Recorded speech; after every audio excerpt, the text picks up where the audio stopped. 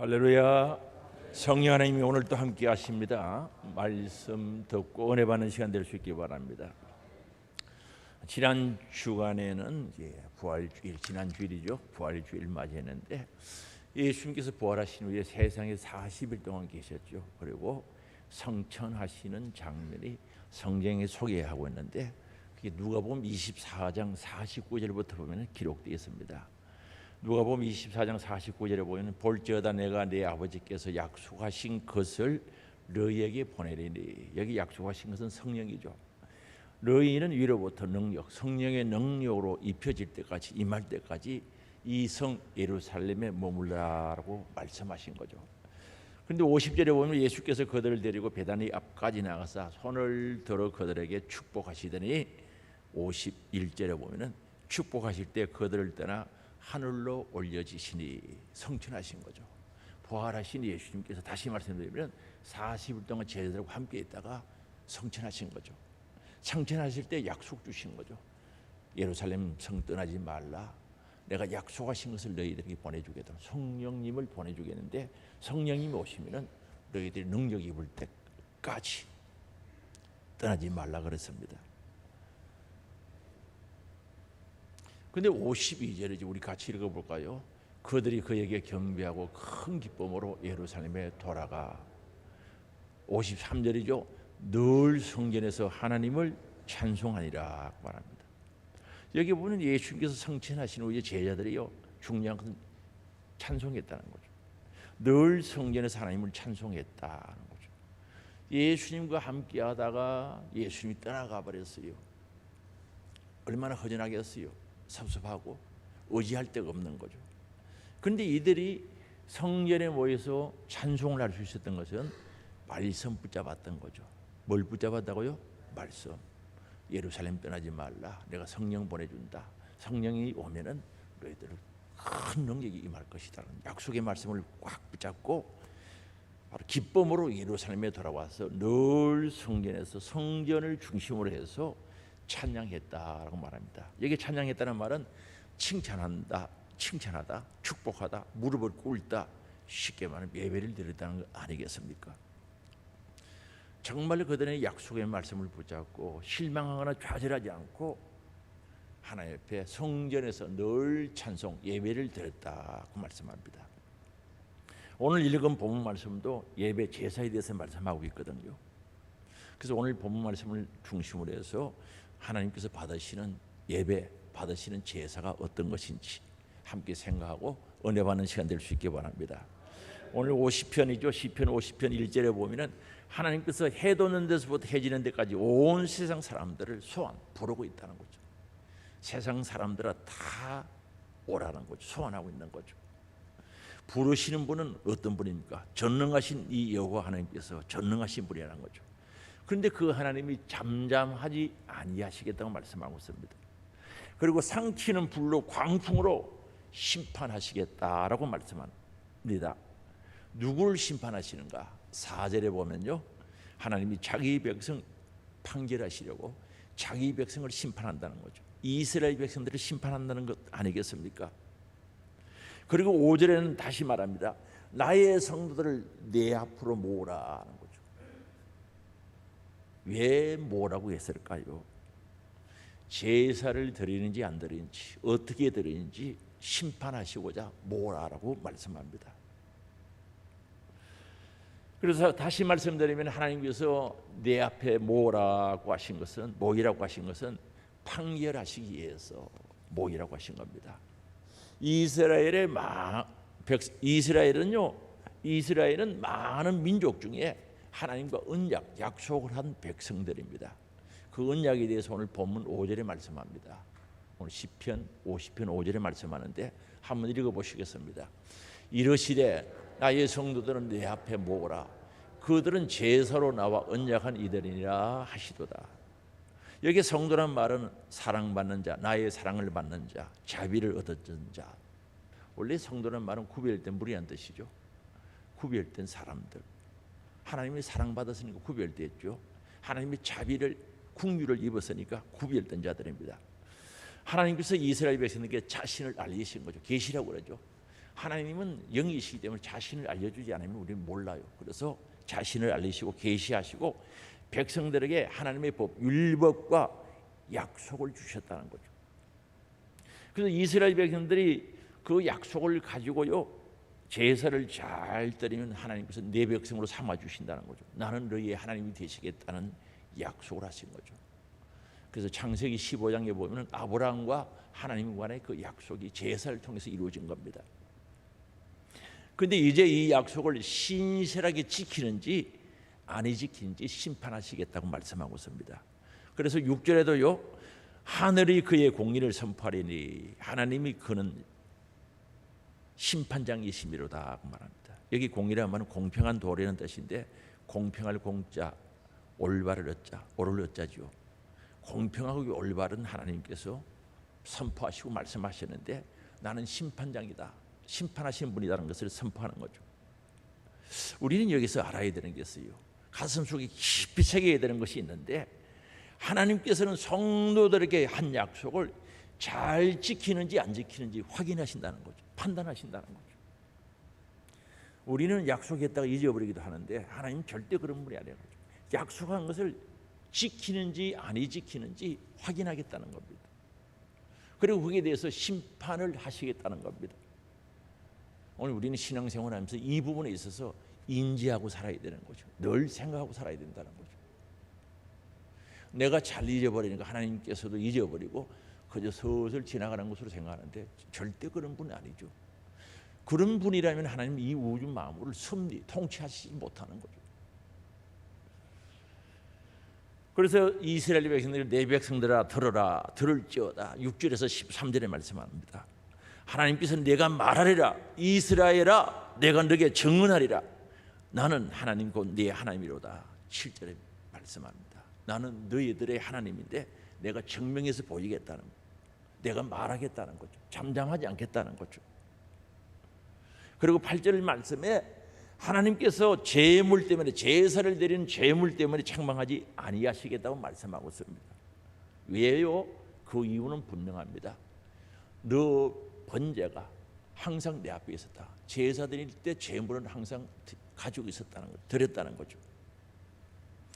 그래서 이어서 말씀하시는 내용이 뭡니까?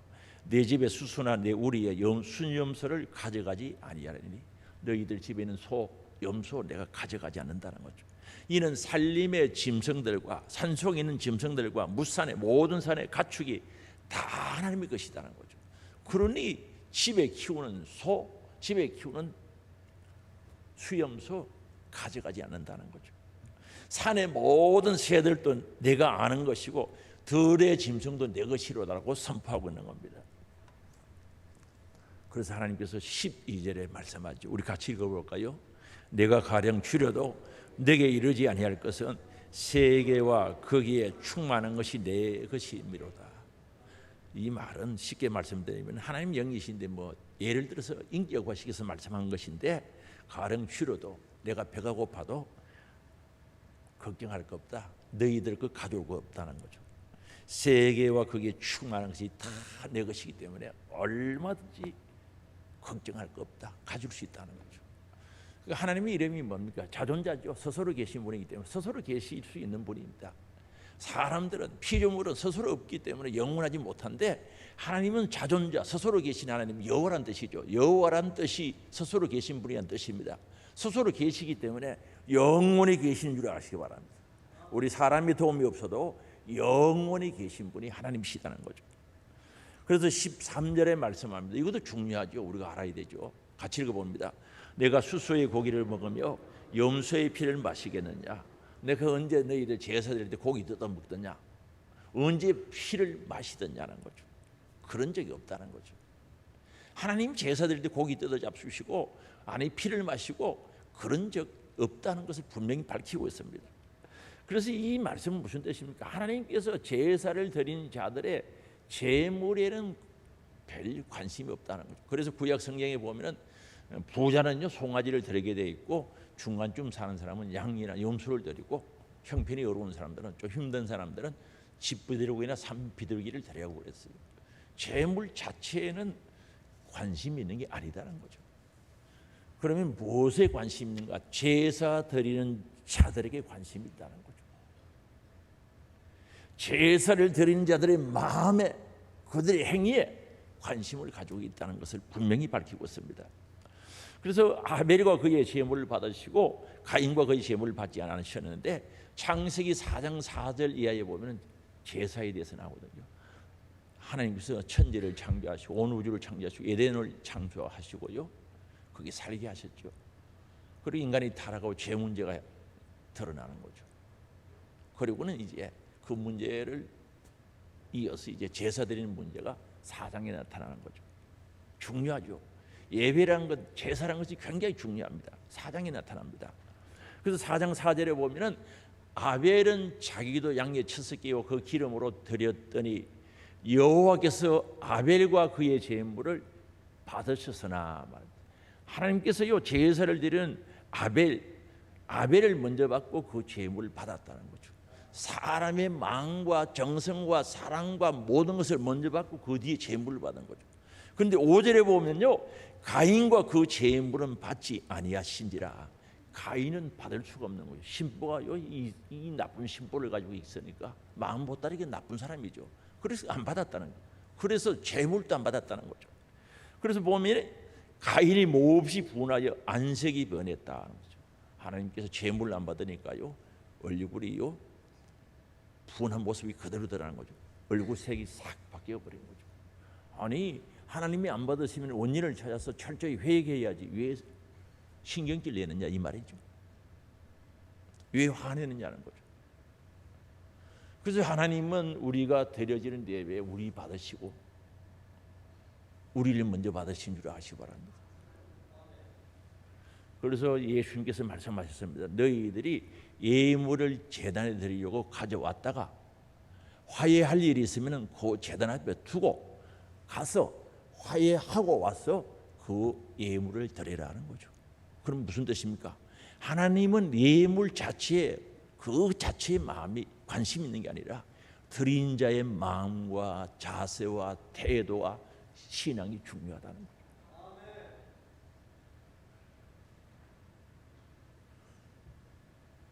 그래서 오늘 본문 말씀이죠. 16절에서 22절에 보는 성도의 마음의 자세를 지적하는, 경고하고 있다는 거죠. 예배드린 자들의 자세가 마음의 자세, 그러면 안 된다는 것을 가르쳐 주는 거죠. 그래서 다시 말씀드리면 예배드린 자의 마음의 자세가, 태도가 아주 중요하다는 거죠. 오늘 예배를 드리는데 저와 여러분들이 예배드리는 자세, 태도, 마음, 생각이 중요하다는 것을 말씀하고 있습니다. 이스라엘을 향하여서 말씀하죠. 우리 영적인 이스라엘, 믿음으로 이스라엘 백성이 되었어요. 즉 제사를 하나님께 원하시는 대로 드리라는 거죠. 제사를 드리되 하나님께서 원하시지 않는 방법으로 드린 사람들은 마음이 잘못됐다는 거죠. 그래서 16절에 말씀하고 있습니다.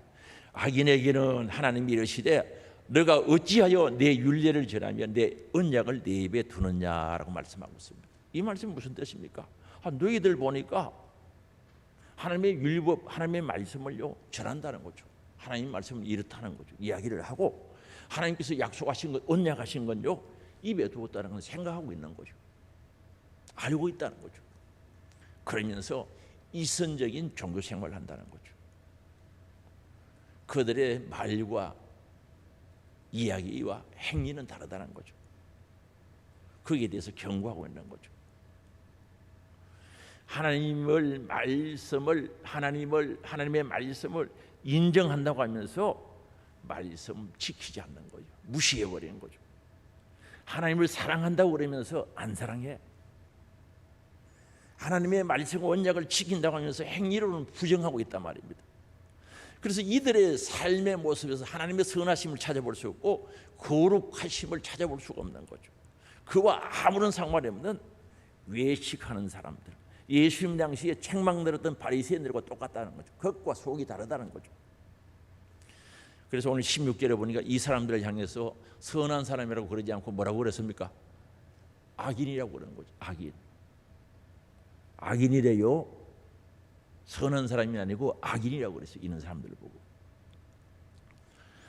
그래서 이들이 예배자로서 생각과 행동이 잘못되는데 구체적으로 설명합니다. 17절에 보면 말씀합니다. 너가 교훈을 미워하고 내 말을 내 뒤로 던져버렸다는 거죠. 하나님의 말씀은 교훈으로 기록되었습니다. 이 하나님의 말씀은 우리들은 교훈해 주는 말씀인 줄 아시기 바랍니다.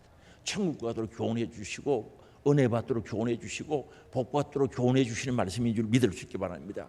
그래서 디모데후서 3장 16절에 말씀하거든요. 같이 읽어봅니다.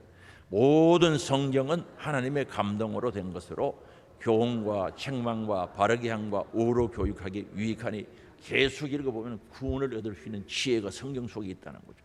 천국 가는 길이 성경 속에 있다는 거죠. 그래서 이 성경을 통해서 우리들에게 교훈해 주는 거죠. 책망도 하고요. 잘못된 길로 가면 책망해야죠. 바르게 가도록 일러줘야죠. 올바르게 살도록 교육하는 것에 합당한 말씀이라는 거죠. 그리고 여기서 교훈이라는 말은 훈계, 징계를 가리키고 책망을 곁들인 교훈이죠. 그렇게 그쪽으로 가면 망해, 그쪽으로 가면 지옥 가는 거야. 바른 길로 가. 꾸중하면서 교훈하는 내용을 여기서 가리키는 거죠. 그런데 이걸 미워한대요. 미워한다는 말은 정오한다, 적대시한다는 거죠. 하나님의 말씀을 교훈할 때 미워하고 적대시하는 거죠. 싫다는 거죠. 혹시 그래 보신 적이 있습니까? 하나님 말씀으로 교훈을 하는데 듣기 싫어하는 거죠. 미워하는 거죠. 적대시하는 거죠. 아니, 하나님 말씀은 달고 오묘한 생명의 말씀이 되어야 되는데 미워하는 거예요. 그게 무슨 희망이 있겠습니까? 여러분의 자녀들이 태어났어요. 먹을 걸 먹어요. 먹으면 먹어야 돼요, 안 먹어야 돼요? 그걸 미워하고 적대시하면 성장하겠어요, 안 하겠어요? 안 하죠. 너무나 단순한 원리 아닙니까? 하나님의 교훈의 말씀을 잘 받아들이고 찬송화에 있는 것처럼 달고 오면 생명의 말씀이라고 인정을 해야 되는데 적대시하고 미워하고 정오한다는 거죠. 아이고 부담스럽네.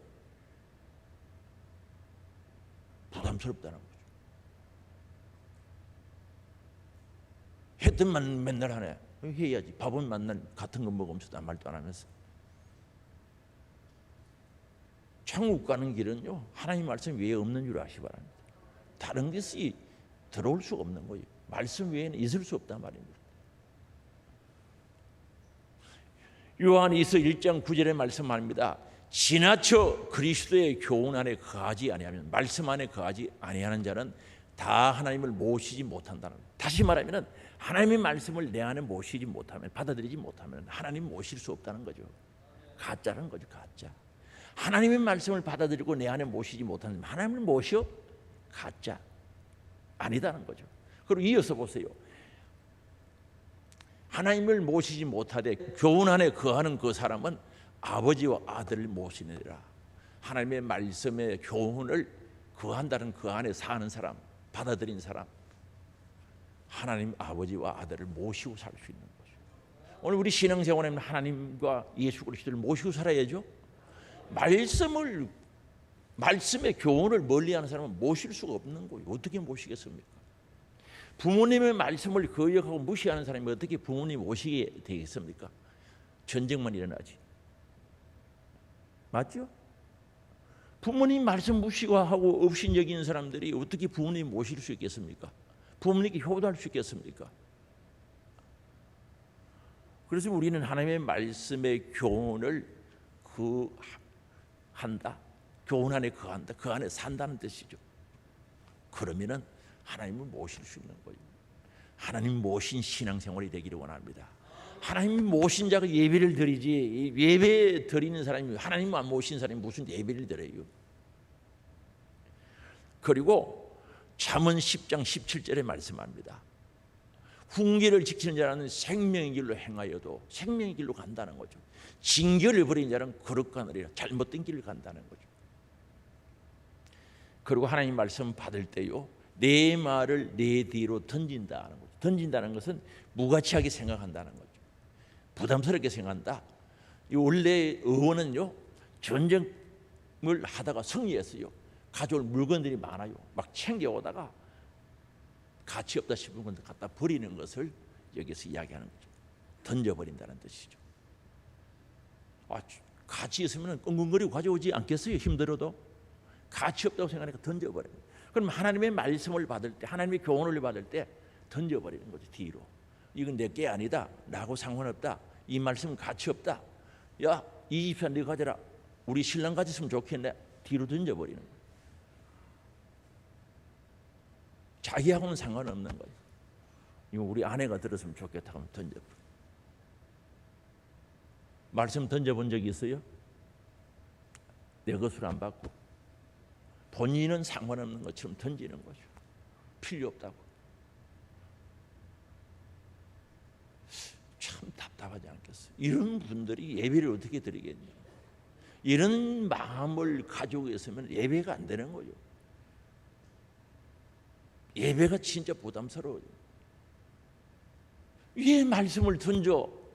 생명의 말씀인데 그 말씀을 정말 명령으로 받아들이면 순종이라고 요한복음 12장 50절에 말씀하고 있는데 생명이라고 말씀하고 있죠. 제가 말 잘못했는 거 아니에요. 하나님의 말씀을 명령으로 알면 그게 영생이 된다 그러는데 어떻게 말씀을 던져?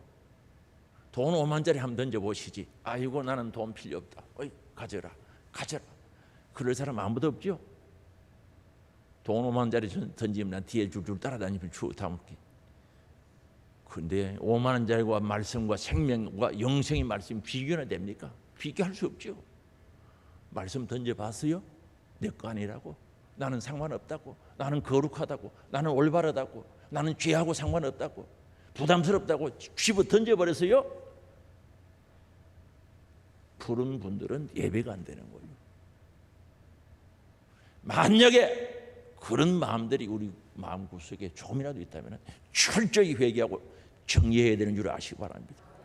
그래서 욥기 22장 22절에 말씀합니다. 청하건대 너는 하나님의 입에서 교훈을 받고 교훈을 받아야 되는 겁니다. 어디에 보관해야 됩니까? 하나님의 말씀을 내 마음에 담아서 보관하라는 거죠. 하나님의 말씀은 내 마음에 있어야 되는 거죠. 여러분 가방에 이어다녀도 안 되고 내 마음에 있어야 된다는 거죠. 그렇게 받아야지. 받아서 마음에 보관하라는 거죠. 이런 분들이 예배를 드릴 수 있는 거예요. 18절에 또 말씀합니다. 도덕을 본 적 그와 연합하고 간음하는 자들과 동료가 되고. 이게 원래의 뜻은 이 도덕을 보면 기쁘다는 거죠. 도덕을 보면 화가 나야지. 저러다가 지옥 갈 텐데 저 도덕질하면 지옥 간다 그랬는데 하나님 말씀에 확실히 이야기했는데 의분이 올라와야지.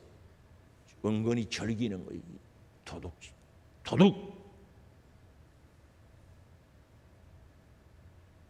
그리고 간음하는 자들과 동료. 육적으로 뭐 간음하는 사람들이 있겠습니까마는 영적으로 가난한 자들과 동료가 되는 거죠. 같이 어울리고 함께 친구하는 거. 무서운 말씀이죠. 그리고 19절을 봅니다. 너 입을 악에게 내어주고 너 혀로 거짓을 꾸미며. 이 입을요 악의 도구로 사용, 죄 짓는 도구로 사용한다는 거죠. 로마서 6장에 보면 너희들 예수님과 구원받았으니 너 몸을 의의 병기로 사람 살리고 영혼 살리는데 덕을 세우는데 사용하라 그랬어요. 그런데 이 입을 죄 짓고 신앙생활하는데 도움이 전혀 안 되는 그런 데 사용한다는 거죠. 악에게 사용하도록 주었다는 뜻이죠. 어떻게 이 입을 어떤 입인데 마귀가 사용하도록 주느냐 말입니다. 그래서는 안 되죠. 어떻게 귀신이 사용하도록 네 입을 그렇게 내주느냐는 거죠. 그래서 야고보서 3장 9절과 10절의 말씀합니다. 같이 읽어보겠습니다. 이것으로 입으로 우리가 주 아버지를 찬송하고 또 이것으로 하나님의 형상대로 지음받은 사람을 저주하나니 한 입에서 찬송과 저주가 나오는도다. 내 형제들아 이것이 마땅하지 아니하다는 거죠.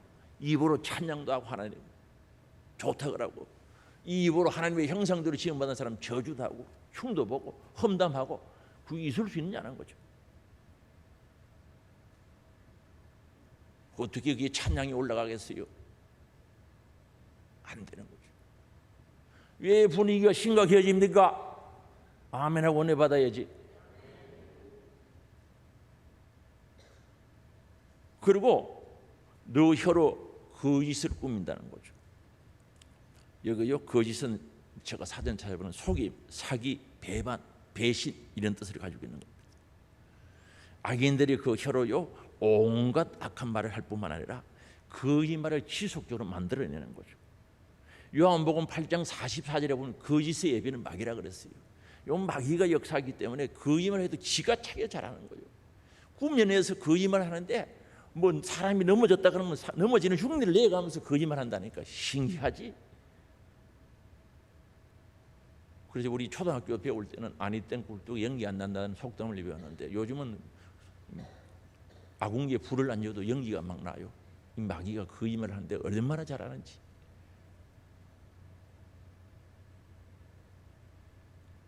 묘혀로 거짓을 꾸며낸 거짓말 만들어낸다는 거죠. 그리고 그리고 20절에 보면은 앉아서 너 형제를 공박하며 내 음이인 너의 아들을 비방하는도다 하는 거죠. 이 공박이라는 것은 남의 잘못을 몹시 따지고 공격하는 것을 가리킵니다. 자기는 앉아 있으면서 일도 안 하고 주의 일도 안 하고 아무것도 하지 않으면서 앉아서 형제들이 잘못한 것, 공박이란 말은 남의 잘못 실수한 것들을 따지고 공격하는 거죠. 그거 하고 있다는 거죠. 우리에게 그런 고난 준 적 없는 줄 아시기 바랍니다. 절대 다른 사람 실수하거나 잘못한 건 하나님과 해결하도록 해야지 자기가 뭔데 이야기를 하냐는 거죠. 언제 하나님 그런 고난을 우리에게 주신 적이 어디 있냐는 거죠. 그래서 자기는 안 하고 잘했니 못했니 맛이 있니 없니 하면서 이제 공박한다는 말은 그 말이죠. 따진다는 뜻이죠. 예를 들어서 이야기할게요. 오해는 하지 마시기 바랍니다. 음식 먹다 짜면 물 타 먹으면 되지. 싱거우면 간장 넣어 먹으면 되고. 맞아요? 하지도 안 하면 가만히 앉아 있으면서 공박하면 안 된다는 형제, 믿음의 형제에게 공박하지 말라는 거죠. 예배가 안 돼요. 내 어머니의 아들들을 비방하다. 이건 형제들을 가리키는 거죠. 우리 넓게 보면 예수 그리스도 안에서 형제들을 비방한다는 거죠. 판멸시키려고 멸망시키려고 이야기하는 것을 가리키는 겁니다. 이런 걸 가지고 있으면 예배가 되겠어요? 철저히 회의하고 정리하고 정결한 마음, 깨끗한 마음, 성결한 마음으로 예배를 드려야지. 그 예배가 안 되는 이유를 여기서 말씀하고 우리의 잘못된 마음의 상태를 파헤쳐서 우리들에게 일러주고 있단 말입니다. 하지 말라고. 그럼 왜 이들이 이렇게 되어졌는가? 이스라엘 백성들이, 성도가 왜 이런 마음을 가지게 되었는가? 이유는 간단합니다. 이런 죄를 짓게 된 이유가 21절에 있습니다. 큰 소리 읽어보시겠습니다. 너가 이 일을 행하여도 내가 잠잠하였더니 너가 나를 너와 같은 줄로 생각하도다. 그러나 내가 너를 책망하여 내 죄를 내 눈앞에 낱낱이 드러내리라 하시도다. 너가 이 일을 행하여도 내가 잠잠하였더니 그저 참고 꾹 기다렸더니 나를 무시하고 하나님 없는 것처럼 착각하고 하나님 보지 못하는 것처럼 착각하고 하나님 심판하지 않는다. 성과 악은 똑같구나. 어리석은 생각을 가지고 있다는 거죠. 하나님은요 회개하도록 기다리신 겁니다. 자복하고 회개하고 돌아오도록 기다리는데 괜찮네. 대충 시실해도 괜찮네. 그런 생각을 가진다는 거죠. 왜 죄를 지어도 괜찮네? 아니 벌써 몇 년 지나도 괜찮아? 아니에요. 하나님은 회개하고 돌아오도록 기다리고 계시는 줄 아시기 바랍니다. 그걸 알아야 되는 거예요. 죄를 지으면서도 뻔뻔한 것은 악과 선이 구별되지 않을 때 그렇게 하는 거죠.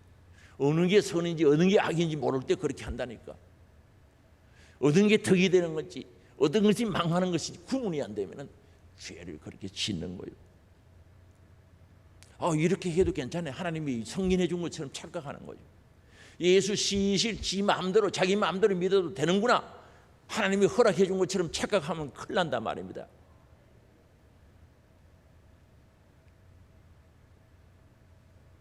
오늘도 하나님은 집 나간 탕자가 돌아오도록 기다리시는 그 아버지의 심정으로 우리 회개하고 돌아오기를 기다리신 줄 아시기 바랍니다. 잠잠한 것은 회개하고 돌아오라는 거죠. 그렇게 하면 안 돼. 그 넓은 길로 가면 망해. 지옥 가. 회개하고 돌아오라. 그 길이 협착하고 힘들고 가는 길이 좁다 할지라도 돌아오기를 기다리는 아버지의 마음을 알아야 된다는 거죠. 그리고 그들이 그렇게 생각하는 것은 너가 나를 너와 같은 줄로 생각하였도다. 하나님에 대해서 무식하다는 거죠. 호세아 다시 이야기. 호세아서에 보면요, 이스라엘 백성들이 하나님을 알지 못해서 망하다. 이 백성이 여호와를 알지 못해서 망한다 그랬어요. 심표 여호와를 알아라 그랬어요. 이 사람들은 왜 이런 일을 하는가? 하나님을 자기와 같은 사람으로 알고 있단 말입니다. 이 사람들은 뭐 자기가 살아보니까 잊어버리고 약속했다고도 잊어버리고 한다 그랬다고 안 하고 그저 신경질 부려도 괜찮고, 그러니까 하나님도 그런 분으로 착각하고 있다는 거죠. 하나님 잘 모르고 있는 거예요. 하나님이 어떤 분인지. 하나님 창조주입니다. 편재해 계십니다. 하실 수 있는 능력이 있는 분인 줄 아시기 바랍니다. 그러나 그분은 공의의 하나님이신 줄 아시기 바랍니다. 심판하시는 분이라 말입니다. 그걸 몰라. 말만 그러지 착각하고 있는 거죠. 잘 몰라요. 그래서 사람 같은 줄 알아. 자기 같은 줄 알아. 우리는 피조물인 줄 아시기 바랍니다. 피조물. 이스라엘 백성들이 광야에서 하나님의 은혜를 다 망해버리고 말았죠. 잊어버렸죠. 그 말은 하나님을 잊어버렸던 거죠. 애굽에 종살이할 때 살려달라고 애원하며 기도했던 그거 다 잊어버리고, 하나님께서 10가지 재앙을 통해서 그들을 해방, 자유를 주신 것도 잊어버리고, 광야 사람들 아이고 조금만 힘들어봐요. 애굽에 좋았는데 고기 가마 그때서 고기 뜯어 먹고 생선 먹고 부추, 전구지죠, 파, 마늘, 참외, 수박 이런 거 먹을 때 좋아하거든요. 언제 그들이 그 공짜로 먹고 있었습니까? 하나님을 잊어버린 거죠. 그래서 오늘 우리는 신앙생활하면서 하나님이 나 같은 줄 알면, 그렇게 생각하는 사람들이 예배를 어떻게 드리겠어요? 오늘 우리가 예배를 드리죠. 하나님이 사람처럼 생각하는 사람은 예배가 안 되는 거죠. 제대로 안 되는 거예요. 하나님이 받으실 만한 예배가 안 된다니까. 그래서 착각하고 있는 거죠. 하나님을 잘 모르는 거예요. 아니 하나님이 사람 같으면 저는 예배 안 드리고 벌써 집에 가버리고 없습니다. 여기 없어요. 하나님을 하나님 되게 하셔야지. 하나님 사람 같으면 뭘 믿어? 나를 믿는 게 낫지. 그래서 하나님 사람처럼 생각하는 거예요. 이런 예배자들은 예배가 안 되는 거예요. 종교 생활하는 겁니다. 그리고 그러나 내가 너를 책망한다는 거죠. 하나님 우리를 사랑하시기 때문에 책망하시는 줄 아시기 바랍니다. 여러분이 자녀들이 자동차가 왔다 갔다 하는 도로를 향해서 달려가면 그냥 있겠어요? 잡아야지. 가고 싶다고 해도 잡아야지. 그래 가고 싶으면 가. 그럴 부모가 누가 있겠어요? 하나님은 책망하시는 분이에요. 왜요? 천국 가도록, 지옥 가지 않도록 책망하신다는 사실을 알아야 돼요. 그리고 내 죄를 내 눈앞에 낱낱이 드러나게 하신 날이 있다는 거죠. 우리가 지은 죄를 우리 눈앞에서 다 변명할 수 없도록, 거짓말할 수 없도록 다 드러나는 날이 온다는 거죠. 심판의 날이 오고 있다는 거죠. 믿어지는 역사가 있기를 원합니다. 히브리서 4장 12절에 말씀합니다. 우리 같이 읽어봅니다. 하나님의 말씀은 살아있고 활력이 있어 좌우의 날선 어떤 것보다도 예리하여 혼과 영과 및 관절과 골수를 찔러 쪼개기까지 하며 또 마음의 생각과 뜻을 판단하나니, 하나님의 말씀은 좌우의 날선 것보다 예리해가지고 영의 일이고 육의 일을, 죄와 선을 싹 갈라낸다는 거죠. 말씀 앞에 다 드러나게 되는 거죠. 감출 수가 없다는 거죠. 그리고 13절입니다. 같이 읽겠습니다. 지으신 것이 하나도 그 앞에 나타나지 않음이었고 우리의 결산을 받으실 이의 눈앞에 만물이 벌거벗은 것 같이 드러나느니라. 벌거벗은 모습으로 다 드러나는 거죠. 믿어져요? 믿어져. 이게 믿어져야지. 그래야 내 고집대로 내 생각대로 안 하지. 다 드러난다는 거죠. 저는 믿어져요. 이게 여러분들도 믿어지는 역사가 있기를 원합니다. 믿어져야 되는 거죠. 그래서 22절에 안타까운 마음으로 말씀합니다. 하나님을 잊어버린 너희요. 이 말씀은 하나님을 잊어버린 너희요, 하나님의 말씀을, 하나님의 언약을 잊어버린 너희들아. 말씀하고 있습니다. 이제 생각하라는 거죠. 이 생각하라는 말은요, 자각하라, 분별하라는 뜻이죠. 한번 판단해봐라, 분별해봐라. 무엇이 옳고 내가 천국 가는 길이 무엇인지, 진정 내가 사는 길이 뭔지 한번 분별해보라. 자각하라고 말씀하고 있습니다. 늦기 전에 회개하라는 뜻이죠.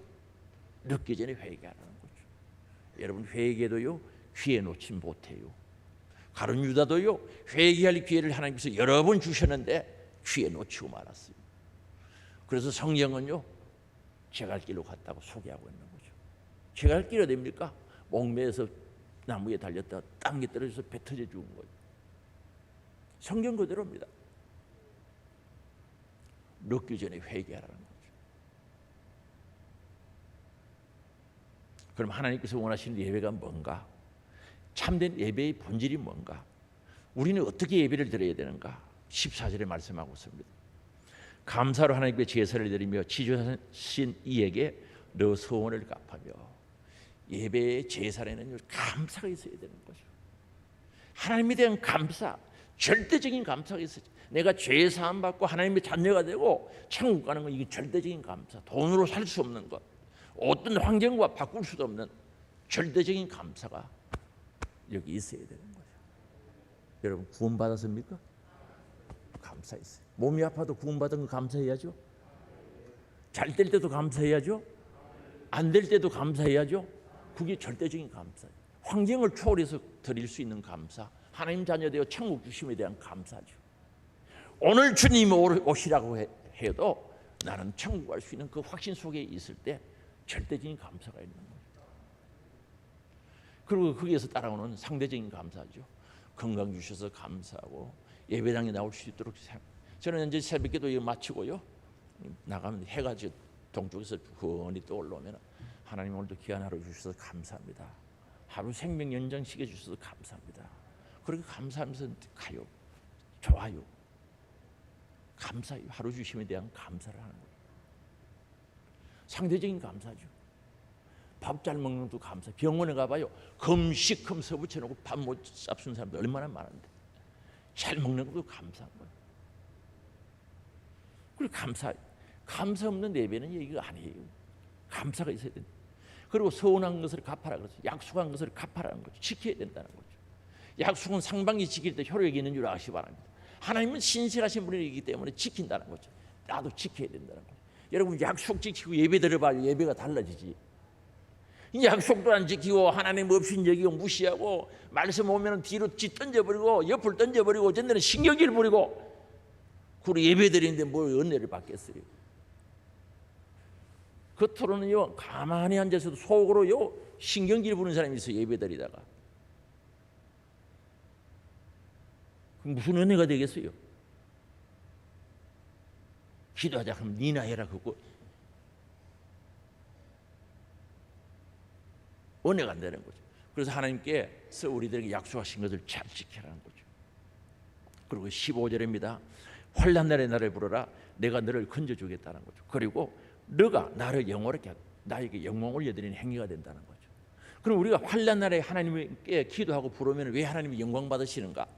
하나님 인정하라는 뜻이죠. 살아계신 하나님을 인정하라. 내가 너 편이 되고 너를 도와주겠다는 거죠. 사람은 인정받을 때 기분이 좋거든요. 그렇죠? 하나님으로 인정하라는 거죠. 전지전능하신 분으로 인정하고 나를 사랑하시는 분으로 인정하라는 거죠. 환난 날에 나를 부르라 내가 건져줄게. 너가 나를 영원하게 해준다는 거죠. 하나님을 영원하게 하나님이 영광 올려드리는 거 여러분 복잡하게 생각하면 안 됩니다. 하나님 뜻대로 살면 되는 거죠. 그게 영광 올려드리는 거죠. 하나님 인정해야 됩니다. 살아계신 하나님 인정하기를 원합니다. 전지전능하신 하나님이 인정하기를 원합니다. 여러분을 사랑하시는 그 하나님의 사랑을 받아들이고 인정하기를 바랍니다. 그리고 23절이죠. 감사로 제사를 드리는 자가 나를 영원롭게 하나니 그의 행위를 옳게 하는 자에게 내가 하나님의 구원을 보이리라. 그의 행위를 옳게 하는 자에게 행동을 옳게 하는 자, 삶을 바르게 살아가라는 거죠. 이거 목사님 예수 믿으면 군부하는데 뭘 자꾸 그러십니까? 아니 예수 믿는 사람은 그렇게 살 수밖에 없는 거예요. 예수 믿으면 구원받는다는 것이 어디 소설책에 나와요? 성경 말씀에 나와요? 그럼 성경을 믿어야 예수를 믿는 거 맞죠? 그럼 성경을 믿으면 왜 그것만 믿느냐는 거죠. 성경 다 믿어야지. 신앙관이 잘못되면 안 되는 거예요. 성경을 믿는 믿음을 가져야 된다는 거죠. 그래서 행위를 옳게 하라는 거죠. 그래서 우리 삶이 중요한 줄 아시기 바랍니다. 그냥 말씀대로 살려고 몸부림치는 거예요. 육신의 연약해서 죄 지으면요 철저히 회개하고 예수 보혈의 피공로지에서 회개하고 향결하게 되고 죄 사함 받고 다시 주님 앞에 서고, 그게 우리의 신앙의 삶인 줄 아시기 바랍니다. 그리고 시편 51편 17절에 말씀합니다. 하나님께서 구하시는 제사는, 우리에게 원하시는 제사는 상한 심령이라. 하나님이여 상하고 통회하는 마음을 주께서 멸시하지 아니하시리다는 거죠. 하나님이 우리에게 원하시는 제사는 상한 심령이래요. 그게 무슨 뜻입니까? 우리 마음 쉽게 말해서 상한 대로 그대로 오라는 거죠. 삐졌던 게 있으면 그대로 와요. 뭐 그럴 수도 있지, 삐질 수도 있지. 힘들고 그런 부분이 있고 몸이 불편하다든지 내 행동 있는 그대로, 내 모습 그대로 주님 앞에 오는 거예요. 와서 뭐라고 그러는가? 하나님 이거 고쳐주세요. 내 죄 사하여 주세요. 나 치료해 주세요. 나의 힘이 없어요. 능력 주세요. 나를 붙잡아 주세요. 이게 하나님이 기뻐하시는 예배라고 그러지 않습니까? 그런데 교회에 오면서 포장을 해서 오는 거예요. 속에는 죄가 디디디디 붙어가지고 더러운데 죄 없는 척하고 거룩한 척하고 그걸 포장을 해가지고 알루미늄 호일을 가지고 챙챙 감고 거기다 부족해서 내부를 갖다 감아가지고 그리고 와서 앉아있으면 하나님 어떻게 한단 말입니까? 안 그런 척하고 앉아있는데 어떻게 하겠습니까? 하나님이 있는 그대로 내놔야지. 치료받기를 원해. 몸이 불편하면 불편하다고 하나님 고쳐달라고 내놔야지. 안 그런 척하지 말고 죄 보따리가 있으면 드러내놓고 예수 보혈의 피로 씻어달라고, 죄 사하여달라고 기도해야지. 그게 정직한 자의 예배가 아니겠습니까? 근데 이 교회를 와요. 죄 보따리라든지 잘못한 것들을 가지고 포장해가 오는 거예요. 안 그런 척하고 오는 거죠. 해결되겠습니까? 그냥 집에 가요. 또 한 주간 살면서 죄를 지어요. 그러다 보태요. 그럼 이 신앙의 생활이 깊어갈수록, 연조가 더하여질수록 신앙생활 행복이 없는 거예요. 아이고 예수 처음 믿을 보다 더 부담스럽네. 그렇지. 죄 보따리가 점점 커지니까, 인생의 무거운 짐 보따리가 커지니까 하나님 앞에 나와서 해결하고 가야 가볍지. 그래야 교회 오고 싶고 예배드리고 싶고 주일이 기다려지지. 이게 안 되니까 교회 오면 부담스럽네. 아이고 말씀 드리니까 더 부담스럽네. 이 잘못 드리는 거예요. 어떻게 여러분들은 뭐 죄 보따리, 짐 보따리, 뭐 해결받아야 될 보따리들을 포장해서 들고 옵니까? 하나님 옆에 그대로 내놓습니까? 대답 좀 해. 뭐 있어? 내놔요. 포장해서 그냥 들고 왔다 그냥 가져가요. 그게 고생하지. 들고 왔다 그냥 들고 가면 고생하는 거예요. 그러니까 시간이 흐르면 신앙의 연주가 깊어가면 행복한 게 아니라 근심 걱정만 더 늘어나는 거예요. 어떻게? 오늘은 어떻게 포장해서 왔어요? 상한 심령 그대로 들고 왔어요. 상한 심령 그대로 들고 왔어요. 오늘 치료받아, 하나님께서 치료해 주실 때 치료받아 가시길 바랍니다. 고침받기를 원합니다. 제산 받고 나가시기를 원합니다. 문제 해결받고 나가시기를 원합니다. 그래야 교회 오고 싶지. 예배가 기다려지고 주일이 기다려지는 예배가 되는 거죠. 이런 과정 속에 이것이 진행될 때 하나님 영광 받는 겁니다. 병원에 가서 치료받고 아이고 선생님 고맙습니다. 아이고 미남이시래요. 너무 감사합니다. 그러니까 엄청 좋아하는 게 있죠.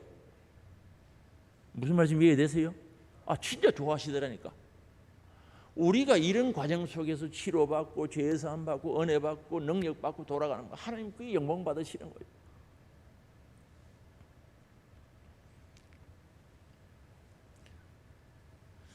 오늘 우리는 진실한 예배자가 되기를 원합니다. 그래서 하나님 앞에 올 때 그대로 가요. 내 모습 그대로. 찬송가도 있죠. 내 모습 그대로 하나님 앞에 열어놔요. 하나님께서 손 쓰시고 하나님께서 능력으로 회복하고 치료하시고 고쳐주시도록 내놓는 은혜가 있기를 원합니다. 그래서 하나님께서 우리의 예배를 받으시고 우리들에게는 하나님의 은혜와 하나님의 크신 복이 충만한 예배, 이런 예배자가 되시기를 주의 이름으로 축복합니다. 우리 주여 한번 부르고 회개하고 결단하면서 통성으로 기도하고 제가 기도하고 마치도록 합니다. 주여 한번 부르고 같이 기도합니다. 주여!